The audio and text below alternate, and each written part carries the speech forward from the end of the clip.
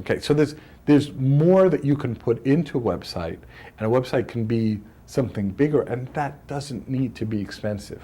We're talking all about text. Publishing text online is the great equalizer. There are places where you can get it free. What other questions might you have for me? As a matter of fact, you just mentioned a moment ago about being sure to notify customers that they weren't obligated to purchase all of our services as one package, and that they could get the services a la carte. And you said that that might make the difference between getting a client or a potential client or turning somebody off to our services. I'm just curious as to not necessarily why I would do that, but how I would go about doing so. The first thing we would do if we were looking at your website is we'd look at who's your potential audience. I would actually say these are my 4, 5, 6 typical clients, not average. Gotcha. Average is that middle vague thing. Typical. This is what type of things they're looking at. And see, there's probably a client out there that wants everything. Don't bother me. Money's not the issue. I just have no time. I want everything done. That's a very special type of client, and you want to write the right copy for them. However, for the client who is just looking at one aspect of that, you need to write different copy. And the key is, in writing good copy, isn't how beautifully you write. I can't emphasize this enough. People think that what they need to do is write beautifully. It's much more important to say the right thing. They're not asking you to do elegant prose. What they're asking for is the right information. So the first thing is you need to figure out what people want to know. You need to really focus in, and you need to become empathetic. You need to put yourself in the position of that imaginary client, that persona. Okay? What you do and your services are not important to them. What you can do for them with your services is what they're asking. Gotcha. Okay? For the person who's just browsing because a friend told them about it, you need to say something attractive and memorable enough so they might bookmark it. On the other hand, for the person who knows exactly what they want, and if they wanted landscaping services, you don't want to scare them away by talking about everything else.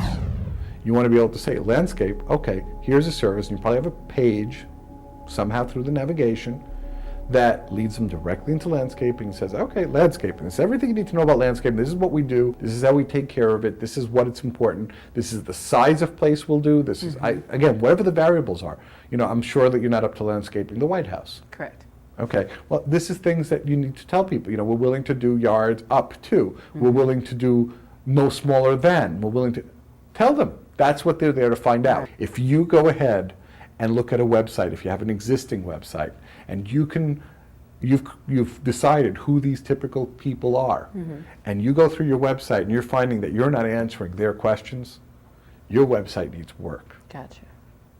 You need to, and by the way, if you find it, but you have to dig for it really hard, your website still needs work. Because I've had people say to me, oh, no, look, there's a link like down here and underneath, and if they do this, and they go, no. If it's hard to get to, or it's hard to find, it doesn't exist. Yes, why not? Okay, so this is what I'd want you to take away is as you're developing this, every once in a while you need to step back and say, am I answering the right questions? Do I have the right materials on my site? Am I actually addressing their concerns? Is the fundamental issue. You just sparked a question in my mind Great. when you said, am I answering their questions? I've seen some websites that have a page dedicated to question answer section, like approximately how long will it take to clean my home, and then the answer, and then so on and so forth, several questions and answers. Do you Terrific. think Well, that's comparable to what you're... I'm going to ask you the question. Okay. You've seen those websites. I have. How often have you clicked on those frequently asked questions? Very rarely. That's your answer. You were saying that I want to appeal to each of my customers, but for people in those particular situations, which are the people that I predominantly want to appeal to, Right. how do you say... You want to go where the money is, go ahead. Right. How do you say, I'm here for you specifically, those groups, and not say, I'm here because you got more money than you have Right. time. I don't know what's wrong with saying that. outright. Let's talk about this, okay? Okay. You could take people on directly and just say, everybody's running out of time today. I don't think you need to necessarily talk about the money issue. Right. Okay? But it's implicit that if you don't have time, you need to spend money. But I think that if you've touched on the main point, which is time.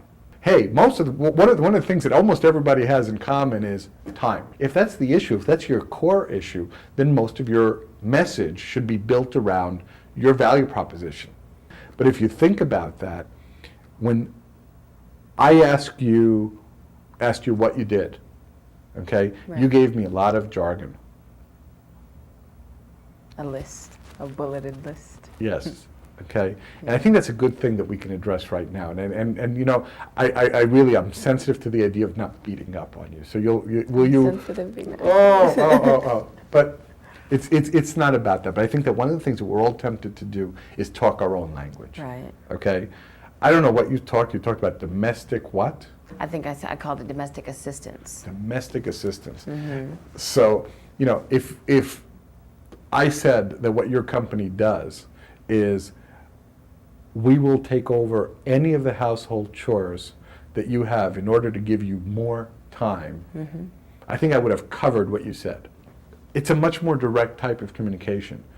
Another part of writing well, not just for the web, but for any marketing communication, is not getting too deep inside your own lingo. People buy drills for the holes that they make, right? So don't talk to me about the drill. Tell them what a wonderful hole it will make.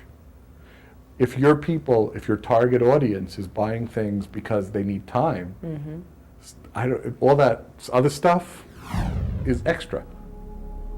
How about if we give you more time to enjoy the things that you want to enjoy? Okay, if I'm washing my clothes, I can't be doing something else. And if I'm Right. putting in long hours, I want to do those things that are valuable to me. Right? Right. So I think that if you talked about giving people back their ability to do what they want, what you're actually selling is something different than just time or cleaning or anything else. I think you might be selling something more akin to freedom. And freedom, peace of mind, these are much more valuable than a clean house or a mowed lawn. So BJ teaches in his course about how to aim a little bit higher in the benefits that your company that your company communicates, so that people will actually see more value to it. Because if you're the people who give them time versus somebody else who's the person who cleans their house, Gotcha. your service is more valuable than theirs. You're letting them be what they can be. You're letting them use their time to do what they want to do. If you're in that business, I think you can charge a whole lot more than if you're in the cleaning business.